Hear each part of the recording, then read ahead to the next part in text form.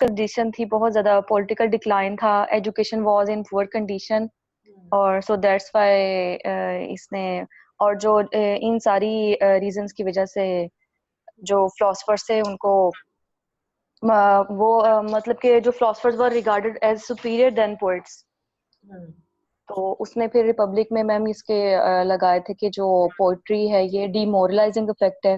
First of all उसने यही कहा था। देन उसने ये कहा था कि गॉड गॉड एंड हीरोज जो हैं वो रिप्रेजेंट किए जाते हैं एज ए करप्ट, उनको दिखाया जाता है।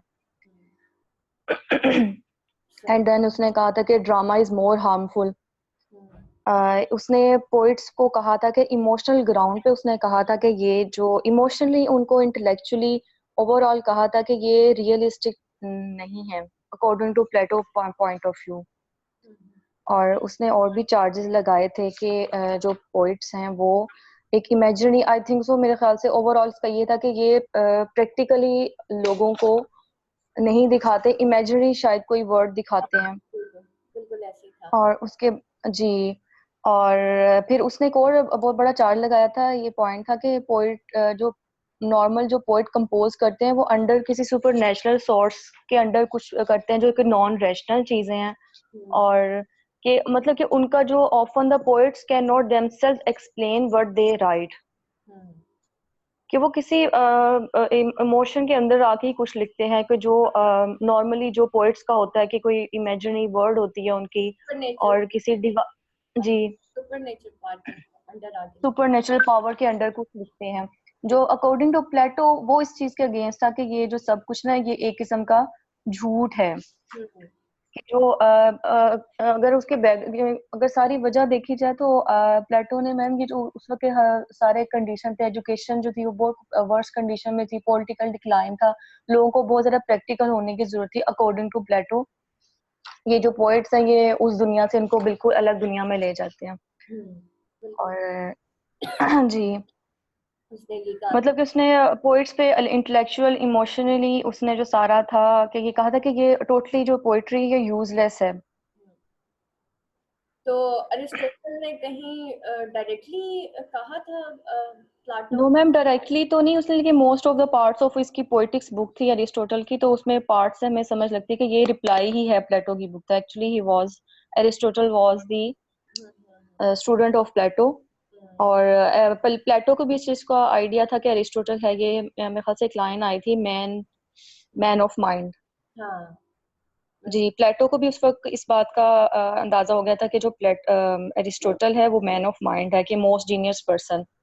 और मैम अरिस्टोटल ने फिर डिफेंस ऑफ पोइट्री लिखी थी, तो उसने डायरेक्टली उसे रेफर नहीं किया था कि मैं प्लेटो के अगेंस्ट या उसके कंपैरिजन में लिख रहा हूँ, मगर most of the part of his book of poetics जो है वो कवर करती है कि ये इसका कंपैरिजन ही है। जी मैम मुझे तो बहुत ज्यादा इंटरेस्टिंग लगा है ये वाला ओवरऑल जितना भी बेल्सी पढ़ा था, और ये जो ट्रेडिशन ड्यूअल टैलेंट था, तो मैंने तो बहुत इंटरेस्टिंग कल पढ़ा था इसको। बेल्सी तो टफ था, बाकी ये जो तीन है ना वो इंटरेस्टिंग है। टीएस इलियट भी जी था, और मैम ये तो टीएस इलियट की निस्बत भी, क्योंकि थोड़ा बहुत हमने प्लेटो इसका, अब जिस तरह ये एरिस्टोटल की डिफेंस ऑफ पोइट्री वो प्लॉट का आ रहा है, और सारा कैथारसिस और वो कैरेक्टर्स का, और जो उसने 6 अपने एक्सप्लेन किए हैं थ्योरी ऑफ ट्रेजेडी में, तो वो जी अब उनकी एक्सप्लेनेशन पढ़नी है मुझे, तो बल्कि इंटरेस्ट है, मुझे पता लगा कि ये है क्या। एक्चुअली ये वो सारी चीजें जो आप ऑलरेडी पढ़ जी चुके हैं, और आप लोगों को ये थियरीज मैंने पहले से पढ़ाई हुई है, इस वजह से आपको इंटरेस्टिंग लग रहा है। अब आपको समझ आ जी रही है कि ये क्या है। अच्छा, जी प्लाटो ने कहा था कि ये कॉपी करते हैं, ये जो पोएट्स होते हैं कॉपी करते हैं। जी उसके कॉपी जवाब में करते। इसने कौन सी थियरी लिखी थी?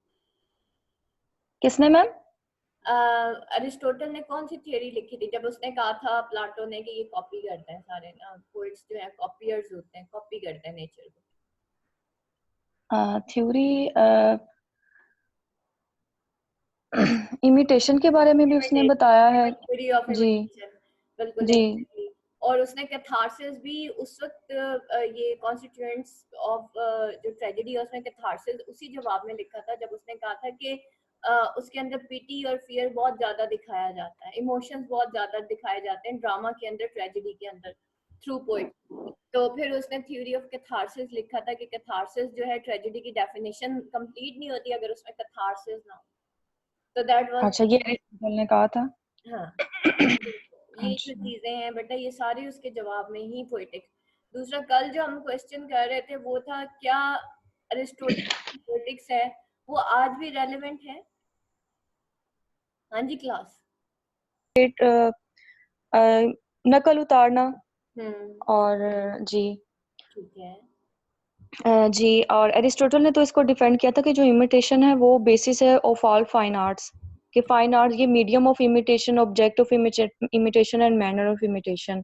हम्म, और उसने कंपैरिजन किया था पोइट का और पेंटर का, कि उसने मतलब कि जो पोइट का जो इमिटेशन है और अगर पेंटर के इमिटेशन को मीडियम ऑफ इमिटेशन से कंपैरिजन करें तो मतलब कि पेंटर का जो है वो कलर और फॉर्म होती है, और जो पोइट का इमिटेशन तो रिदम एंड हार्मनी होती है। ठीक है। और जी इसके मैनर ऑफ इमिटेशन, इसी तरह उसने ट्रेजेडी और एपिक को उसका डिफरेंसेस का बताया है उसने। और फिर फिर ऑब्जेक्टिफिकेशन क्या होती है? ऑब्जेक्ट ऑफ इमिटेशन, तीन चीजों पे थी ना इमिटेशन, तीन लेवल्स पे होती थी, manner of imitation, object of जी इमिटेशन, ऑब्जेक्ट ऑफ इमिटेशन और medium of imitation. Medium of imitation, exactly.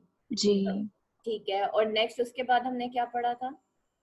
And उसके बाद मैम ये आ रहा है एपिक्स एंड ट्रेजेडी का कंपैरिजन आ रहा है, कि जो एपिक्स है वो उसने बताया कि जो ट्रेजेडी एपिक जो है वो मैनर ऑफ नैरेटिव होती है, नरेशन होती है, और जो ट्रेजेडी है वो प्रेजेंट की जाती है थ्रू लाइफ एक्टिविटी। ठीक है, सही।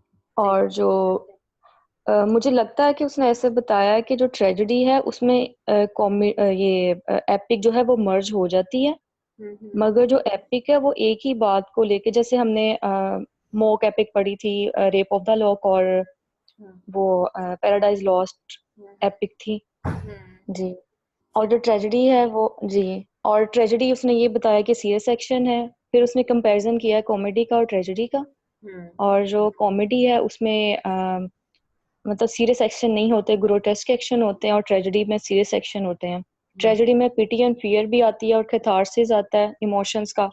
और जो प्लेटो ने कहा था कि ये जो इसमें इमोशंस जो हैं वो बहुत ज्यादा इन्वॉल्व किए जाते हैं ट्रेजेडी में। हम्म, तो शायद एरिस्टोटल ने ये कहा था कि ये तो फंक्शन ऑफ ट्रेजेडी है, hmm, catharsis. Hmm, and then उसने ट्रेजेडी की सिक्स को डिवाइड किया सिक्स फॉर्मेटिव एलिमेंट्स में: हाँ शाबाश, plot, character, diction, thought, spectacle and song. शाबाश। और कल आपने प्लॉट बताया था कि ये प्लॉट तक आपने फर्स्ट अभी किया था, कि यही पढ़ाया था कि ये जो है ये इसका proper beginning, middle and and होता है। हम्म, और इसके एरिस्टोटल और plot is a most important element of tragedy. Exactly, सही बात। जी, ये अरेंजमेंट ऑफ इंसिडेंट है। ठीक है। और इसके अलावा आपने कहा था जब आप प्लॉट के बारे में मजीद पढ़ेंगे उसके डिटेल में, और प्लॉट्स की जो फॉर्म है वो टू काइंड्स ऑफ प्लॉट है: simple plot and complex plot. हाँ, ठीक। जी, सिंपल प्लॉट में अगर जाएं तो वो फॉर्चून ऑफ हीरो है। हम्म, जी, और अगर थोड़ा कॉम्प्लेक्स प्लॉट में हाँ, कॉम्प्लेक्स प्लॉट जी डिस्कवरी ऑफ ट्रुथ होता है, और फॉर चेंज का फॉर्च्यून चेंज जी हो जाती है हीरो की। ठीक है, ये दो चीजें इन्वॉल्व होती हैं, अगर ये दो चीजें इन्वॉल्व ना हो तो वो सिंपल प्लॉट होता है।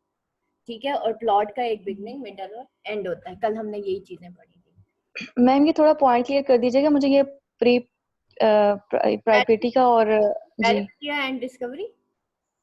जी बेटा पैरेंटिया एंड डिस्कवरी ये देखिए ना, यहाँ पे मैं